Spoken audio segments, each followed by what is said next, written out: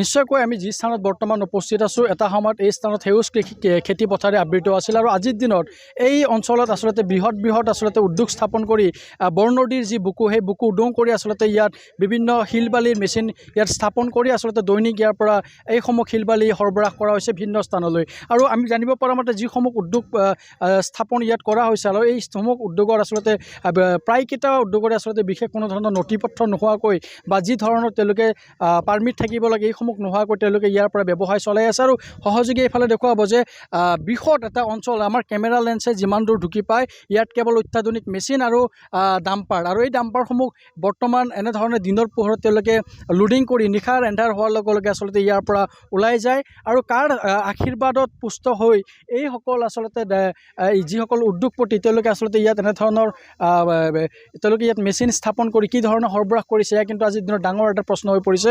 ইয়াত অন্যান্য যিসমূহ ইয়াত নদীৰ বুকু আচলতে যি খান্দিবৰ বাবে যি ধৰণৰ তেওঁলোকৰ নথি পত্ৰ থাকিব লাগে সেইসমূহ নথি পত্ৰৰ সকলোবোৰ বিষয় তেওঁলোকে নৎসাত কৰি এতিয়া তেওঁলোকৰ নিজা মইমতালিত তেওঁলোকে বৰনদীৰ বুকু তেওঁলোকে উদং কৰি পেলাইছে আৰু যাৰ পৰিণতিত সীমান্তত এতিয়া পানীৰ বাবে হাহাকাৰ হৈছে অভাৱকে ধৰি গৰাখহনীয়াৰ ফলত বিভিন্ন ৰোগ ইয়াত আচলতে হোৱা দেখিবলৈ পোৱা গৈছে আৰু যাৰ বাবে এতিয়া বৰ্তমান ইয়াৰ যিসকল লোক আছে তেওঁলোকৰ সৰব হৈ পৰিছে। কিছু লোক আছে কিছু স্থানীয় আমি তেওঁলোকৰ পৰা কথাখিনি জানিম কাৰণ এটা কৃষিজীৱী অঞ্চল আছিল এইটো বৰ্তমান আজিৰ দিনত অত্যাধুনিক মেচিনেৰে ভৰি পৰিছে। কোনে চলাইছে লুণ্ঠন দাস? হয়, এই আমি এতিয়া য'ত থিয় হৈ আছোঁ বা আপোনালোকে যোনটো জেগাত থিয় হৈ আছে এইটো HRT আৰু LNTৰ যৌথভাৱে এটা ক্ৰেচাৰ ইয়াতে চলি আছে। এনেকুৱা ধৰণৰ ইয়াতে 7-8টা ক্ৰেচাৰ মিল ইয়াতে চলি আছে। এটা সময়ত ইয়াতে কৃষিভূমি আছিলে, ইয়াতে সোণগুটি ধাননি বুলি যি আমাৰ যি ধানৰ যি উৎপাদন ইয়াতে হৈছিলে ইমান সুন্দৰ মানে এটা পৰিৱেশ আছিলে, ইয়াতে বিভিন্ন ধৰণৰ গছ গছনি আছিলে। ইয়াতে এনেকুৱা সময়ত আহিলে ইয়াতে গছৰ তলত বহি আমি জিৰণি কৰিছিলোঁ। আমি দেখিছিলোঁ যে জাকে জাকে হাতীসমূহ আহি ইয়াতে জিৰণি লয়। কিন্তু বৰ্তমান সময়ত ইয়াতে যি অত্যাধুনিক যি মেচিনসমূহ ব্যৱহাৰ কৰি এই মেচিনসমূহ লগাই এই যি মানে আমাৰ যি কৃষিভূমি আছিলে এই কৃষিভূমিসমূহ এতিয়া মানে শিল বালিৰ স্ৰৱত পৰিণত কৰি দিছে। ইয়াতে শিল আৰু বালিৰ বাহিৰে আপোনালোকে মাটি বিচৰি নাপায়। আমি দেখিবলৈ পাইছোঁ আমাৰ যি বৰনদীৰ আছে এই বৰনদীত দিনে নিশাই এওঁলোকৰ যি LNT পকলেণ্ড গাড়ীসমূহ আছে পকলেণ্ড গাড়ী দি দিনে নিশাই ইয়াতে অবৈধভাৱে খনন চলাইছে। ইয়াতে 70 ফুট 80 ফুটলৈকে তেওঁলোকে খনন কৰিছে। খনন কৰি যি পানীৰ যি সোঁত আছিলে এই গাঁও অঞ্চলৰ মানুহে যি খোৱা পানী বা খেতি বাতিৰ কাৰণে যি পানী উঠাইছিলে সেই পানীৰ যে মূল সোঁতটো তেওঁলোকে বহুত তললৈকে লৈ যোৱাৰ ফলত এই অঞ্চলসমূহত পানী উঠাবৰ মানে এক সমস্যাৰ সৃষ্টি হৈছে বা এটা চেলেঞ্জ টাইপ হৈ গৈছে। গতিকে যদি এই ধৰণে চলি থাকে তেতিয়া অহা দিনত আমাৰ এই অঞ্চলৰ যি কৃষিজীৱী ৰাইজ আছে কিছু মানে যথেষ্ট পৰিমাণৰ অসুবিধাৰ সন্মুখীন হ'ব। আৰু ইয়াতে দিনে নিশাই এই মেচিনসমূহ চলি থাকে, ৰাতি 3টা-4টা বজালৈকে মেচিনসমূহ চলি থকাৰ ফলত কি হয় এই আশে পাশে যিখিনি ছাত্ৰ ছাত্ৰী আছে তেওঁলোকে অধ্যয়ন কৰাত যথেষ্ট অসুবিধাৰ সৃষ্টি হৈছে।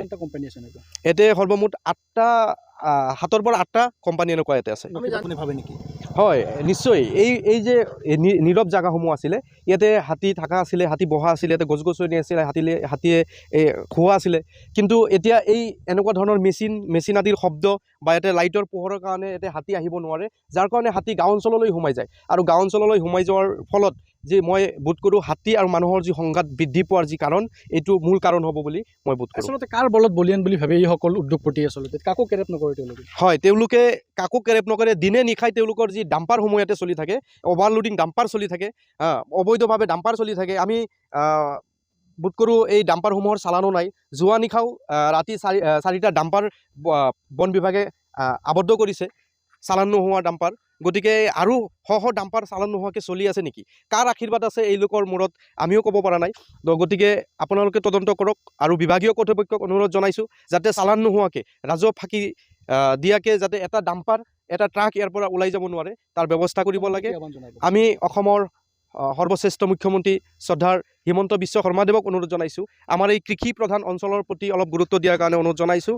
আৰু যি বনজ সম্পদ বৃহৎ পৰিমাণৰ বনজ সম্পদ ইয়াৰ পৰা যে লুণ্ঠন চলি আছে, বহিৰাগত বা বাহিৰৰ পৰা আহি যিসকল বেপাৰীয়ে ইয়াতে লুণ্ঠন কৰি আছে এই লুণ্ঠনৰ প্ৰতি নজৰ দিয়াৰ কাৰণে মই মুখ্যমন্ত্ৰী মহোদয়ক অনুৰোধ জনাইছোঁ আৰু মুখ্যমন্ত্ৰী মহোদয়ে ব্যৱস্থা ল'ব বুলি আশা কৰিছোঁ। জিলা প্ৰশাসনক কি ক'ব, বন বিভাগৰ লগত কি ক'ব? হয়, আমি যেতিয়া আহি কিনে চালোঁ ইয়াতে যি ধৰণে ষ্টক কৰিছে এনেকুৱা পাহাৰ বনাই দিছে জাগাই জাগাই পাহাৰ, জাগাই জাগাই সমুদ্ৰৰ দৰে গাঁত বনাই দিছে।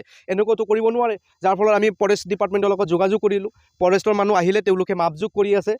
আমি এতিয়া তামোলপুৰ জিলা প্ৰশাসন লগতে বন বিভাগক অনুৰোধ জনাইছোঁ আপোনালোকে অলপ দৃষ্টি ৰাখক আৰু যাতে ইয়াতে অবৈধ খননটো বন্ধ হয় তাৰ কাৰণে দাবী জনাইছোঁ আৰু যদি বন বিভাগৰ মানুহে যদি বা বন বিভাগে যদি কোনো পদক্ষেপ নলয় অনাগত দিনত আমি ছাত্ৰ সংগঠন আমাৰ স্থানীয় ৰাইজে আমি ইয়াতে নামি আহিম ইয়াতে যি ধৰণৰ পৰিস্থিতিৰ সৃষ্টি হ'ব তাৰ কাৰণে দায়ী বিভাগীয় কৰ্তৃপক্ষ হ'ব ধন্যবাদ জ্ঞাপন কৰিছোঁ আৰু মোৰ সহযোগী এইফালে দেখুৱাব যে আচলতে নিতৌ শ শ ডাম্পাৰ ইয়াৰ পৰা ওলাই গৈছে কোনো ধৰণৰ বৈধ নথি পত্ৰ নোহোৱাকৈ আৰু ইতিমধ্যে এই যি আমি উল্লেখ কৰিছোঁ এই স্থান এটা সময়ত সেউজ পৰিৱেশেৰে আবৃত আছিল সেউজ খেতি পথাৰে ইয়াত আছিল আৰু আজিৰ দিনত ইয়াত কেৱল শিল বালিৰে আবৃত এটা আচলতে পৰিৱেশ সৃষ্টি হৈছে আৰু এইসমূহ অঞ্চলত প্ৰায় কেইবা কিলোমিটাৰ জোৰা এটা যি নদী সেই নদীৰ মাজত এতিয়া এনেধৰণৰ বৃহৎ আচলতে কোম্পানী স্থাপন কৰি ইয়াৰ পৰা আচলতে যিসমূহ ৰাজহ ফাঁকিৰে আচলতে বিভিন্ন শিল বালি ইয়াৰ পৰা দৈনিক সৰবৰাহ কৰা হৈছে আৰু যিসমূহ উদ্যোগপতি আছে তেওঁলোকে আমি জানিব পৰা মতে কাকো কেৰেপ নকৰে কাৰ বলত বলিয়ান এইসকল উদ্যোগপতি সেয়া কিন্তু আজিৰ দিনত এটা ডাঙৰ প্ৰশ্ন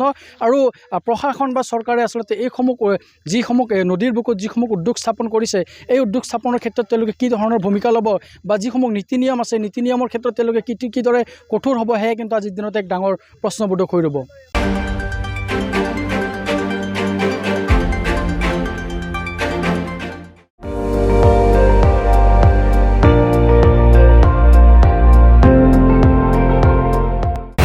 আপুনি চাই আছে ND24 সৰ্বশ্ৰেষ্ঠ নহয় সৰ্বোত্তমৰ দৌৰত